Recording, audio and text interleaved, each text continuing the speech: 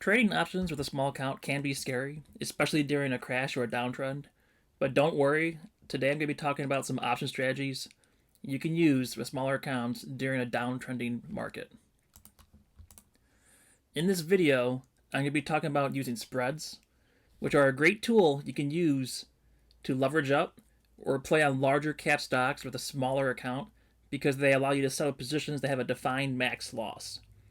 After that, I'm going to be talking about a two-legged option trade you can set up during a bearish market, and that is called a bear call spread. As I talk about spreads, I will explain what happens at expiration, as well as talk about managing the positions.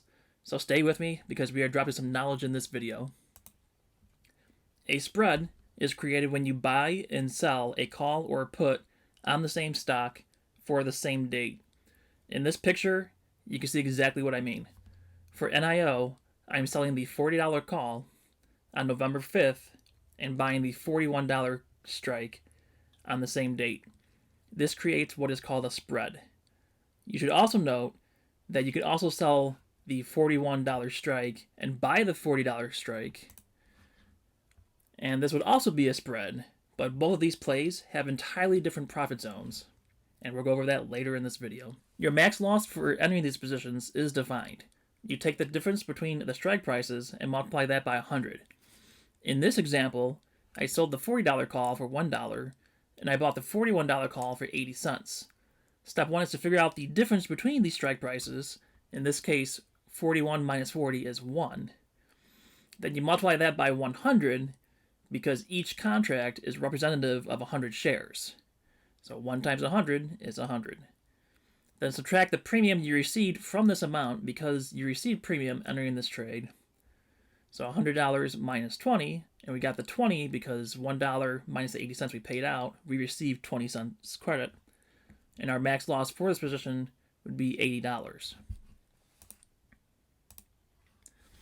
If you pay a debit to enter the call spread, your max loss is the premium that you received.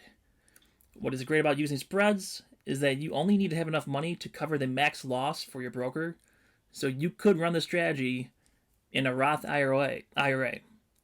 The leverage comes in because the play above would only require $100, but if you were selling just the $40 call, you probably need more like $5,000 to hold the position.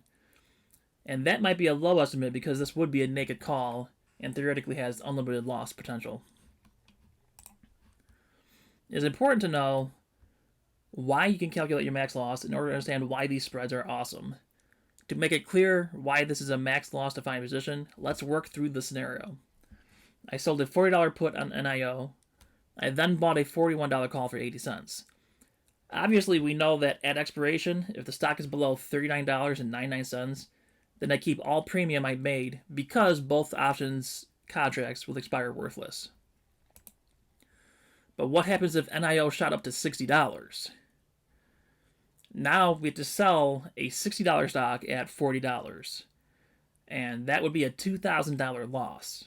Luckily, through our wisdom, we made a spread. Remember, we have a $41 long call. Instead of buying the shares at $60, I would exercise my $41 long call to purchase the 100 shares at $41. This means I am buying a stock at $41 and then selling it at $40 a share, and the max loss there is, in fact, $100. I hope by now you can see why option spreads are a powerful tool for a small account. You can define your risk, and you can secure positions with a fraction of the buying power. Just remember that even though this is a defined loss play, if you put on multiple contracts, you could lose more than had you not done a spread. This is because if your long position gets breached, you lose all the capital you had in the trade, whereas a naked position, you lose a small amount of the capital you had in the trade. Let's go ahead and dive into the bear spread now. There are two types of call spreads you can put on. There are the bull call spread and the bear call spread. Although you can use the same strikes on each, both of these spreads are looking for the stock to move in the opposite direction. The bear call spread is used when you think the stock will go down.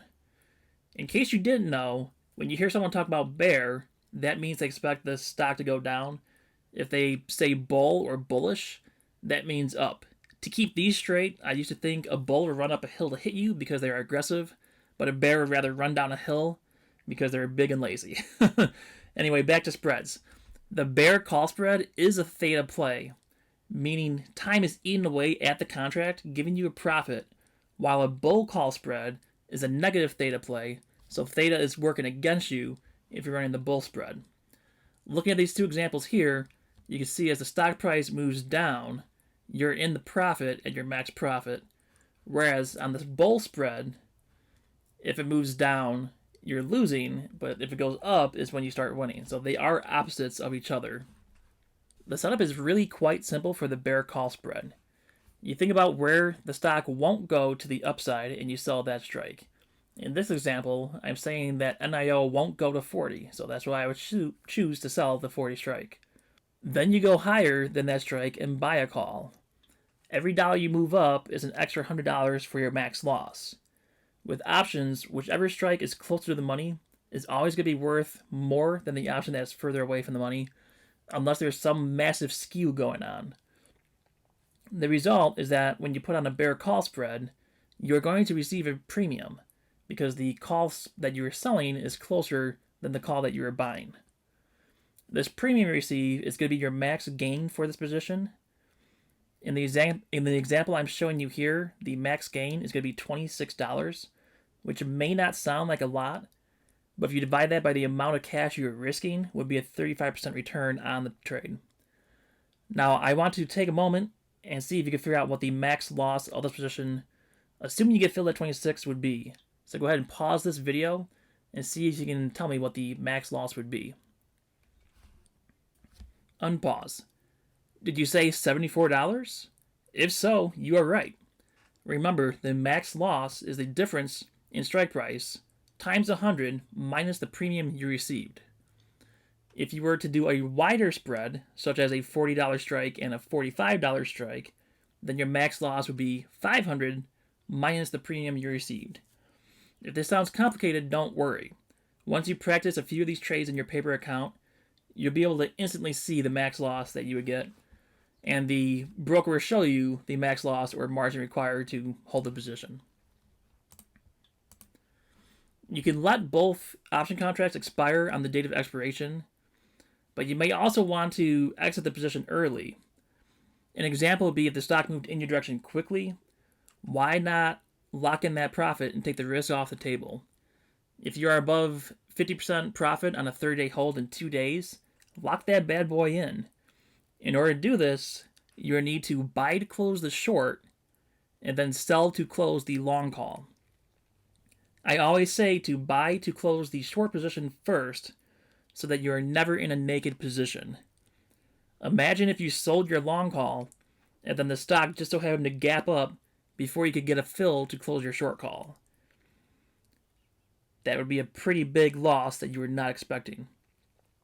If you entered this trade through a combination order, you can set your exit price and exit both trades simultaneously.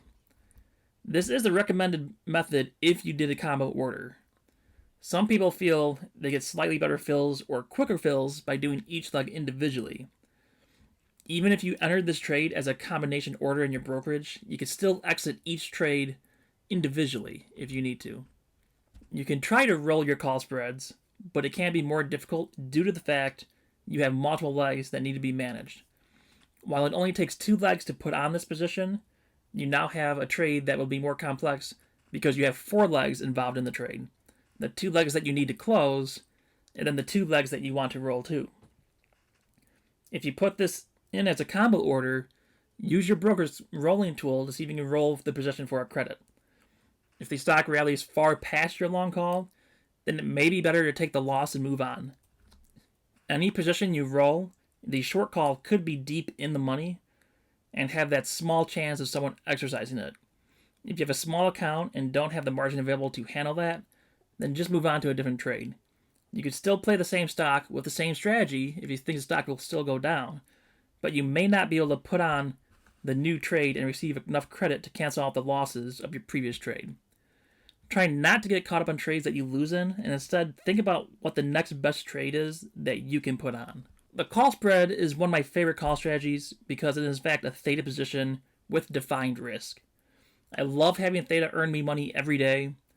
A similar strategy to this is the bull put spread. The bull put spread is another theta position, but instead of thinking the stock will go down, you think it will go up.